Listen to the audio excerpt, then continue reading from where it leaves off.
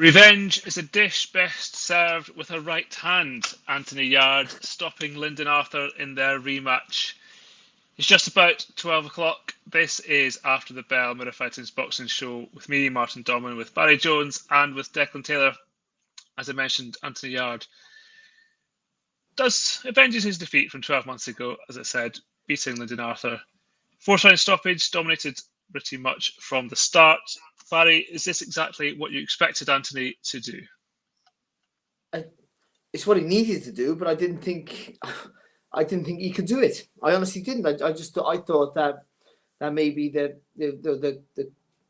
Arthur defeat, the way Arthur outboxed him, and I thought that would maybe just took away enough confidence from him that he would be a bit tentative. I thought he might start fast, but I thought the jab of Arthur would have put him back in his place, and then we'd see a frustrated figure. I really thought that, but he was almost just like, oh no, I'm not having this. I'm just going to go right at him. All that tactic stuff, blah blah blah. I'm going right at him. I'm going back to old school. I'm just going to put it right on him.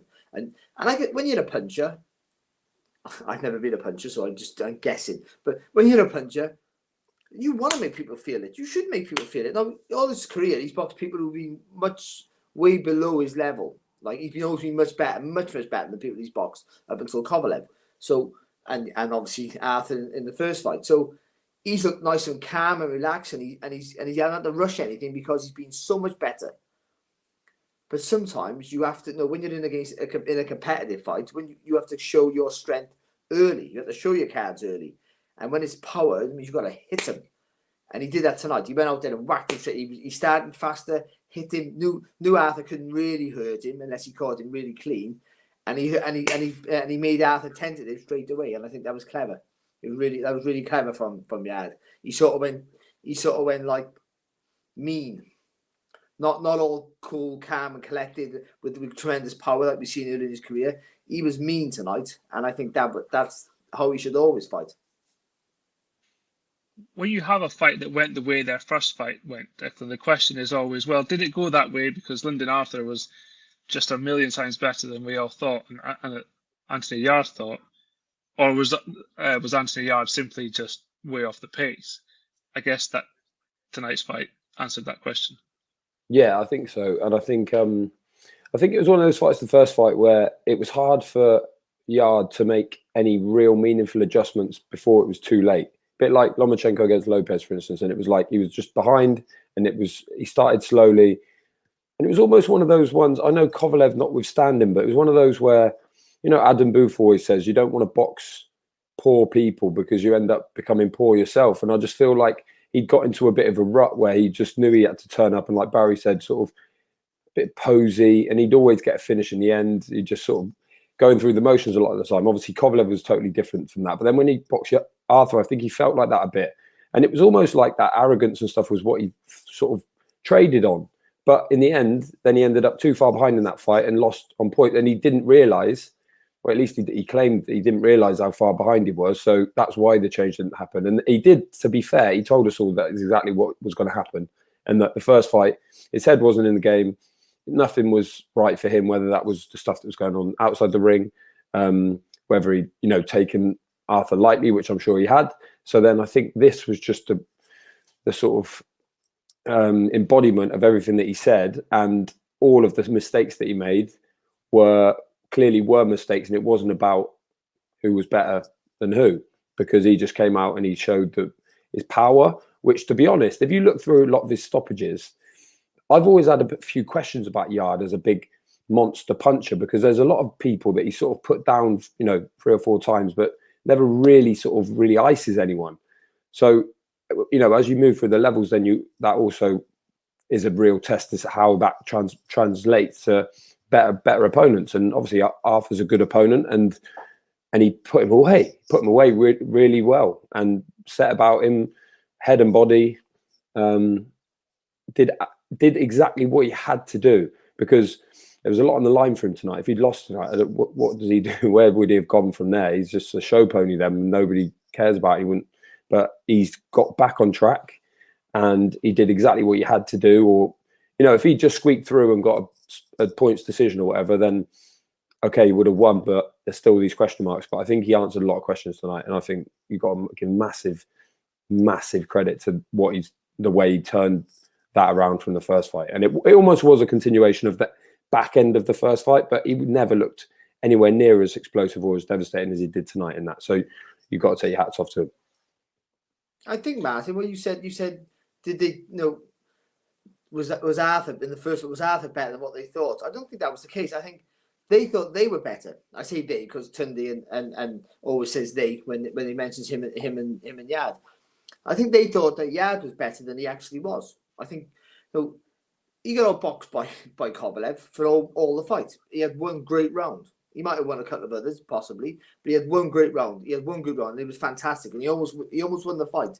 And you can gain loads of confidence from that because he stepped massively above his level. He didn't belong there, but he showed that he could compete at that level. But one good round gave him a false confidence that he thought he was world class, and he's not. I mean, he might be now, but he wasn't. You can't have one good round in a fight and be world class when you've lost all the others and then get stopped. That's just you've stepped out to your level. That's happened. But I think they thought they were that level because they box at the world level. They're no one world class. That's it. And I think they went in that fight thinking Arthur doesn't box anybody. We're world class. We'll walk through him. And I think that might have been the case. Whereas tonight, they didn't think they were better. They knew they had to be better. And I think that was the difference. They had to be better. And he was better. He was so much better. I think that's the best I've seen him, actually. I mean, the state of mind and everything about it, the way he went about his work, the concentration, everything about it. He knew he had to be on point. He knew he had to have urgency in his work, and he had it. And I think, yeah. And even though I thought Arthur had a decent second round, I thought he tied Yarde quite well, actually. But, yeah, once he hit with that left hook to the body, yeah, he was done. His best performance, isn't it? Best performance of his career by a mile. Yeah, yeah. And when he needed it. Yeah. But also still, as you mentioned at the end, still a very short career.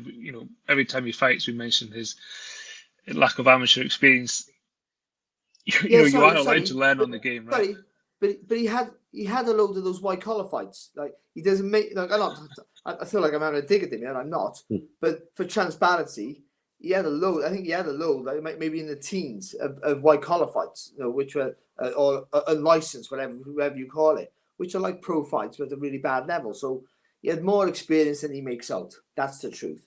But still, not as much as Lyndon Arthur, who was a top class amateur. Of course, that's the difference. But I think they dine out on this. I turned pro with no amateur career, but you had a lot more fights than you made out. And it's like when kickboxers start amateur boxing, when that started happening. It was kickboxing, but it's still a contact sport and it's still boxing based. And they'd had 30 of those, and then box a kid who's never had an amateur fight and knock him out, and then they go, I'm a sensation. And when he was in the Haringey Box Cup, I think he was in the under fives or something like that against kids who literally had boxed once or whatever. No wonder he won because he was head and shoulders above. But yeah, you're right, Martin. He's still very young. He's still in terms of his career. But you sort of have to. I think he's got to a point now. We can't keep talking about that. I don't think he's in there, isn't he? He's in there. He's talking about he's a world title challenger. Like, yeah, he hasn't had that much experience, but I think. And there's not miles on the clock, are there? That's important. There's not miles. There's not a lot of miles on the clock. So I think he still has a lot in him. I think and a lot of time to produce good work and to still learn and get better. And I think and this might be the start of it.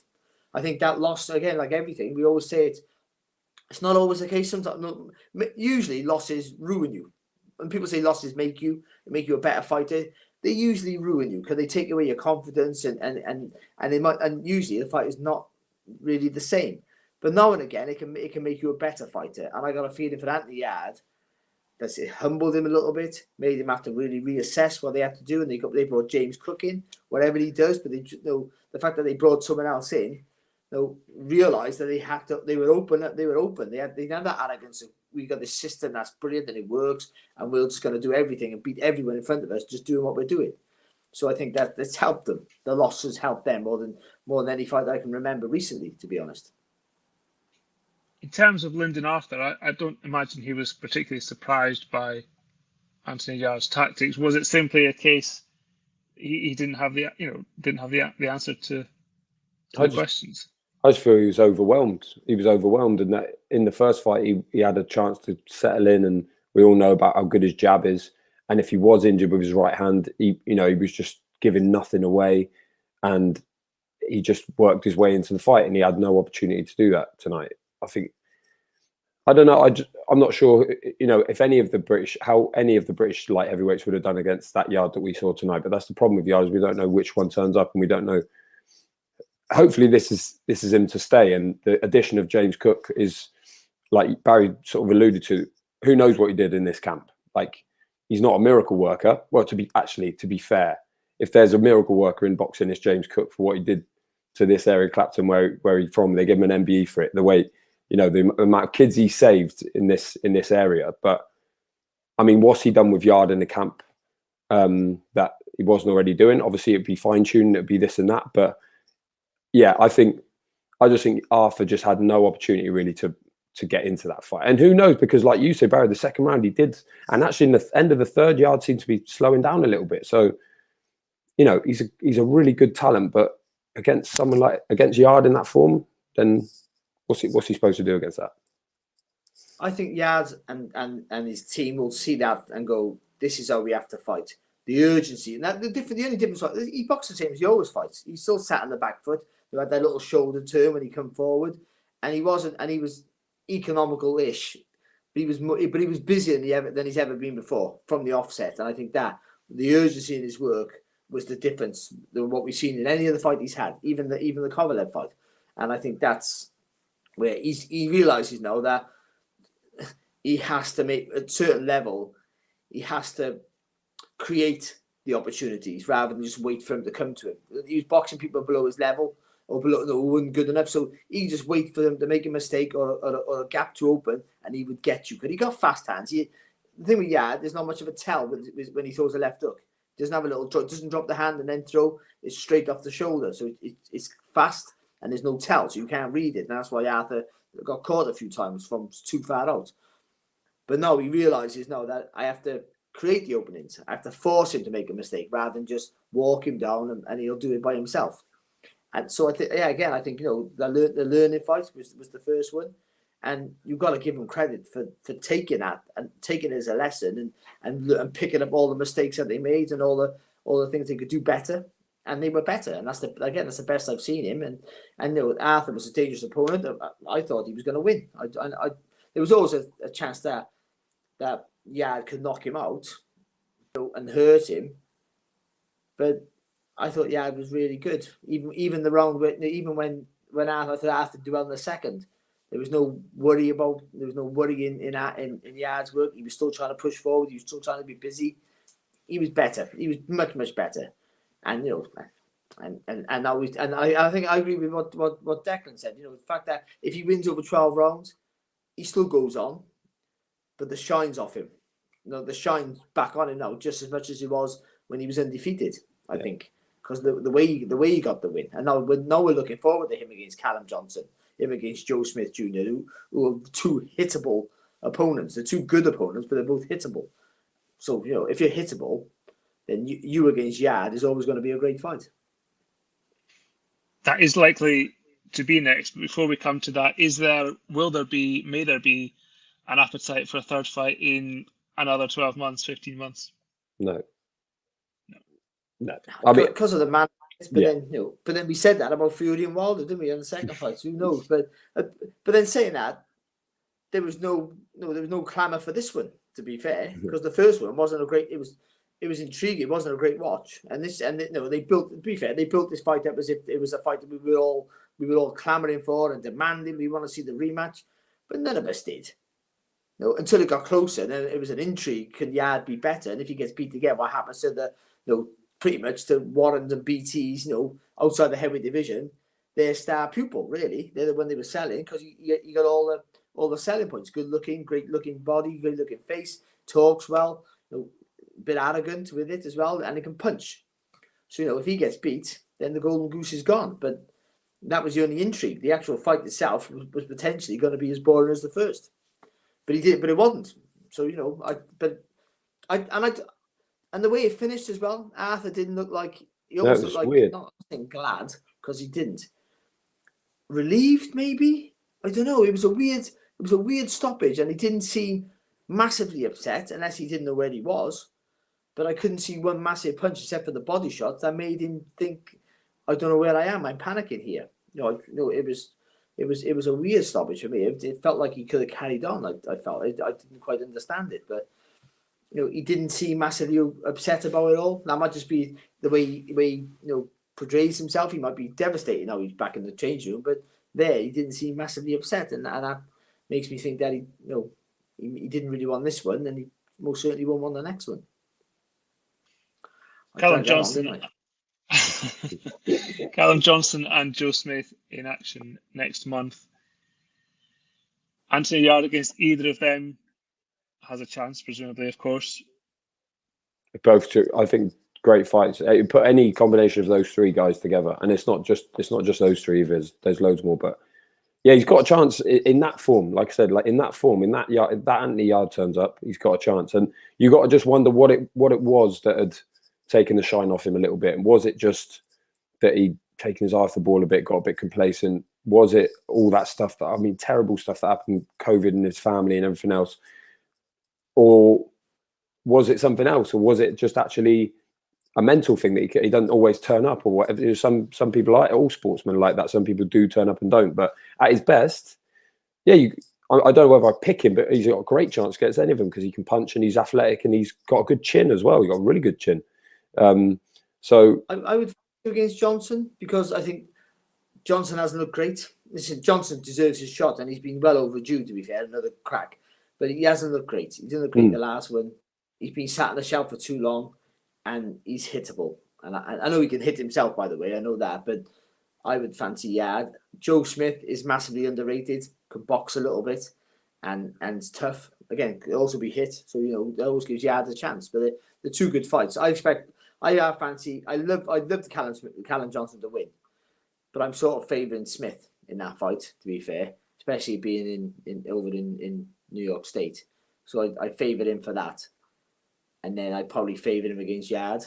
But the Yarde we've seen today, nasty Yarde. That's what he should call himself, nasty Yarde. Nasty Yarde was what he needs to be, I think. No, not all this, I'm cool, calm, angry. So I read someone said like Nigel Benn. I seen Nigel Benn mentioned, and he wasn't like Nigel Benn. But be like that. Be like Nigel Benn. Be angry.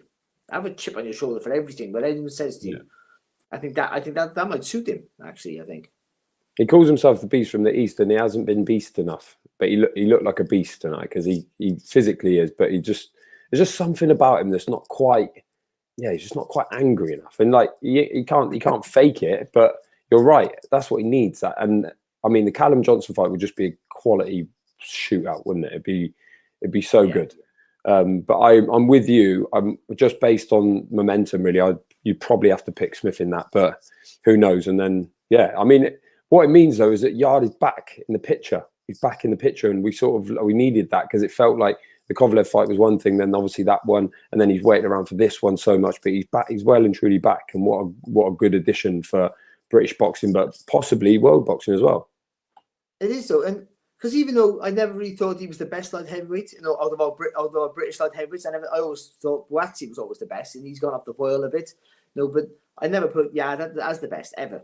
But he seems to be the money fight, maybe. Yeah. He seems to be the one that you think is the more marketable of all of them. Exactly, to be fair. Boatsy should be. Callum Johnson should get more respect because he's boxed for the world title and Herb Turbia. But again, you can't dine out like we I don't criticise. I say about Yarde, you can't dine out and having one good round. But then Callum Johnson can't do the same about, you can't dine out and having one good shot and dropping a really good fighter. That's otherwise I'd be dining out on my defeat. I told you about that. I dropped Freitas and he beat me up 6 times. But you can't dine out on it. You get you still got beat. That's the bottom line. And comprehensively beat. And so, but yeah, it seems to be the money fight. That's what it seems to be. And so the fact that he's back and maybe better than ever, that's great for the domestic division and the world scene, because then that generates an influx of cash, and also a possibility then that he gets to, if he wins a world title and he brings it back to the UK, then we're seeing some exciting fights. We might get these fights made. Guazzi might jump channel and fight him. You just don't know what's going to happen. Craig Richards, we forget about Spider. You know what I mean? He theoretically did the best of them everyone in a world title shot. Actually, to be honest, against Bivol. So we forget about that. So there's so many fights. There's so many fights. They could be like the 90s again. You could be a world champion boxing British fighters for 6 defenses. Great times. And in theory, for Lyndon Arthur, plenty of options along the same lines. Yeah, I think his stock has risen. He was always the one, like, up in the north, and he was undefeated and beating people, but not much shine on him and no one really talking about him. And I think even in defeat in this manner, but as a result of the course of these 2 Yarde fights, that he's banging there. And like all of those names you just mentioned, you could quite easily stick him in with Craig Richards. You could stick him in with Callum Smith. There's so many people that you go, I wouldn't mind seeing that. And even though he lost. Even though he lost and he got stopped, and like you say, got slightly strange sort of circumstance to it, I don't think anyone's going, he's washed up. And there's something about him and Pat Barrett and that his whole sort of attitude and stuff is something intriguing about it, and I'd watch him again. I'd stick him in with any of those guys and watch it. He's even the B-side though, isn't he? Yeah, he is, but I think he's kind of used to that, and he's almost like he's happy to do that because he'll back himself to win like he did in the first Yarde fight. So, yeah, he is the B-side, but I think he's used to it. I tell you what, I forgot. You mentioned Callum Smith. I forgot he moved up to like heavyweight. Yeah, what a fight that is with Johnson. Johnson's a great story, of course, because they were in the same camp together, the same trainer for a long time, and them two fighting each other. They must have loads of own sparring. But Yarde versus Callum Smith, because everyone would pick Callum Smith to win because he's by far the superior boxer. Has been a world champion, boxer at a higher level consistently, but he's up against a guy who can hit you and hurt you with every shot. So it would be a really, really good fight if one of them can pick a world title up, and you think that's going to be Yarde, probably sooner than Smith if he can win it, of course. So he's going to get the opportunity before Smith. You would probably guess that would be the case. So yeah, it's exciting times again, and Yarde's again, one fight, you're as good as your last fight, and he's very, very good because he was very, very good tonight. Quick word on Hamza Shiraz and Bradley Skeet. Presumably for 7.5 rounds, Skeet was up on the scorecards.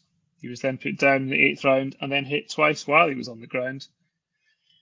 He was then dropped at the end of the 8th round and then stopped in the 9th. Shiraz a point deducted in the 8th. First of all, should he have been disqualified? Yeah. It's not a point off. It's not a point off. Like you can't just go, I'll just penalise him in some way for that foul. It's not. You can't do it. It's a DQ 100%. If you've seen the infringement and you've taken a point off for it, that is an infringement. That is 100% a disqualification without a shadow of a doubt. And look what he did to Skeet. Totally. He was basically done from that moment. He's been lit up while he's on the floor twice, not just once on the way down. Hit him on the way down. He's on the floor. He's hit him twice more. It's mad. And Gray's obviously spotted it, and that's why he's taking the point off. If you spotted it, you have to disqualify him there. And nobody, like you said on Twitter, like, nobody wants to see anyone get disqualified, but you also don't want to see someone winning a fight illegally, and that was ridiculous. That was ridiculous. I think if it's one shot, because that can be a reaction sometimes. Just because you're in the fling of it all, then fair enough. You get the point. You got to take a point away. If you hit them on the floor, you've got to do that anyway. You've got to give the guy as much time as you can to recover. But there was 2 shots, possibly 3. There was one when he was on his way down. I don't know how that counts, but it doesn't count. That's a legal shot in it still. But there was 2 definitely heavy shots on the floor. I actually think that Skeet was probably done anyway. That's the irony of it. I think that Skeet was boxing brilliant. I mean, I put a tweet out. All he got to do is keep his concentration, and he didn't. So he can't blame me. It's weird when they put him southpaw. They told him to go southpaw as well, and he was I controlling think the it's fight. mad. Unorthodox. But the thing is, he was boxing so comfortable, everything was working for him. You can almost why not? can't blame him for going, just keep changing it up now, keep confusing him. And maybe that was the tactic. And obviously the Ingle ethos is always switching, confusion opponent, make him miss, make him pay. So they like to do that. They switch more than any other camp, in history of boxing, I would feel. But he was boxing well, but when he got caught, so the writing might have been on the wall anyway. So Hamza might have done himself out of a stoppage. That's what I felt at the time when he said. I didn't think disqualification. I thought, he's just he give Ski chance to recover. Ski can run away now for a round to recover. Then he goes back to the mode he was in, and he skates away to a victory. But it should have been a disqualification. It should have. Skeet rolled back the years. He was fantastic. His jab was just sublime. He's always had a really good time jab, and it worked perfection. And he out-jabbed the guy who's bigger than everyone else, used to out-jabbing him. And again, that messes with your rhythm. And once your rhythm's gone, you lose confidence to let your hands go. And they were saying let your hands go, but because he almost most of the time couldn't beat Skeet to the jab, he lost confidence and let his hands go. And I think that was, and Skeet was just having the run of everything. But yeah. That should be like someone put. I read on Twitter. I'm reading what people say on Twitter, and they're right. That should be a no contest. That should. They should. And I wouldn't be shocked if Dominic Ingle does put a complaint in. Steve Ray's, I'll bet, one of our best referees, by the way. I think he's fantastic. So I don't want to. I'm not villainizing anyone personally, but I think he probably made a bad judgment, an error of judgment there, and that should have been a disqualification. Squeak got the win, so I think that'll be a no contest, and they'll run it again. Couple of things on Shiraz though. Like, even though it's a DQ, I don't think he did it. Like, I don't really think it was a real malicious thing that he was doing. I think there was a second of, like, maybe it was a second of frustration, but it wasn't like he's got him and he's like, right there, I got you, have that. It was just, but even if he didn't quite mean it, it's enough of a foul for me that he should have been DQ'd. And on the other hand, even having said that, I was impressed by the fact that he'd been frustrated for so long in that fight, and he still kept his composure as much as he could, because he just thought he knew that he'd get a chance. And I think Shiraz, he's one of the best prospects we got in the whole country. And I think that fight is actually great for him because he's had a lot of it his own way. And I think it's a really good fight. And I loved the match when they made it, because we all know what Skeet was like, I don't know, 5 years ago. No one wanted to box him. He's nightmare. And to be honest, quite dull for a lot of people. And that's probably why he never quite went on. And it's a real good learning fight for Shiraz, and I was very impressed. I was a little bit mystified by some of the instructions in the corner, but I think he turned it around, and like, he got the stoppage. Despite the context of the stoppage, I was impressed by the way that he turned it around, and I think he'll massively grow from that. I don't know what they'll do. Maybe they will do a rematch, because I think Skeet probably deserves it. Deserves another go. But you gotta go. They gotta lobby the board. They gotta try and get that decision turned over, haven't they? You'd feel, because he was hurt. They were too heavy. They weren't cuffing shots. They were too heavy blows as well. They were clear shots. They were. But Skeet was boxing excellent. He was fantastic. I thought it was an easy fight for Shiraz, to be honest. I thought Skeet was. I used to love Brad Skeet. I covered most of his career, but I thought he was well past his sell by date. He hadn't looked great, a few years back either, and I just thought that the resistance had gone on him, and I thought he could walk through him, and he couldn't. And Skeet was just the movement and the jab was brilliant from him. But I think Shiraz, was lucky, very, very lucky. I know it doesn't happen often, so it's not something that we have to necessarily worry about, but it almost would have benefited Skeet if he just said, actually, I can't go on anymore. Whether he could or not, it would have been his advantage to say, no, I'm done. But he was in his right to do it, but I wouldn't have, to be honest. No, he did the right thing. If he can continue, he should. But he's a fighting man. All that, but just because yourself. And he's, for all that fighting man crap, he's an honest man. That's what I would say. Yeah. So yourself. I've conned it there. He did the wrong thing there. But if I'm okay, though, you think you're okay, you might not have been okay. Yeah. You feel okay, but actually, I don't think he was. But he felt he was all right. And I think you have to. forget about the business side of everything. It's just a pure sporting base. You're in it to win it, and you want to win it by proper means. Like, same as Shiraz, he doesn't want to win it that way. He doesn't want to hit the guy on the floor and all. He doesn't really want to do that. I don't feel that. You've got to be a bit of a nasty individual to be like that. But you want to win it the right way, and you want to lose the right way. You don't want to lose. You don't want to win a fight by default, of course, and you don't want to get disqualified for a mistake when a guy can carry on. So I think Skeet did what most boxers would do. I feel if you can get up and carry on, you want to carry on. I know. What's his name? Griffin never did it against Roy Jones, and he sat on the floor and won a world title, of course. But most people don't do that, and I'm glad Skeet never. Though I feel gutted for him because I think he was on his way to one of his best victories in his career. It's probably why he's had so much success in his career, is that he's not the sort of person who would go, "Oh, no, I'm gonna swallow it here because I'm going to take advantage of this." That's why he's been so successful over the years. What, British, Commonwealth, European champion? Because he's not a swallower, he's not a bottler, and he's like, I feel fine. He could have had far longer to recover, by the way. And I don't know whether maybe he could have got some more instruction from the corner, just have another few minutes to clear your head, sort of thing. But fair play to him. Fair play to him. Yeah, he probably should have done, and if he had, he probably would have won the fight. But that's not what he's about. And there's no context or anything. He's the loveliest man, by the way. Yeah. Bradley Skeet. I mean, absolutely the loveliest man. He's not as nice as me, but he's one of the loveliest men. Then he's just a fantastic human being. So I'm gutted for him for that. But yeah, he knows he'll hold his head up high. He didn't do anything untoward, and he'll feel aggrieved. And I think they'll go for the no contest, and I think they'll run it back again. Just a final shout out for Kamil Sokolovsky, the heavyweight upsetter, beat George. He made Fox a lot of people a lot of money. Including yourself? No, not me. I wasn't on it. Oh. One of those fights, though, I'm glad the right decision. I mean, he himself, Sokolovsky, has been on the wrong end of a couple in his career, but good to see him back to winning ways, and always a tough test for our young heavyweights.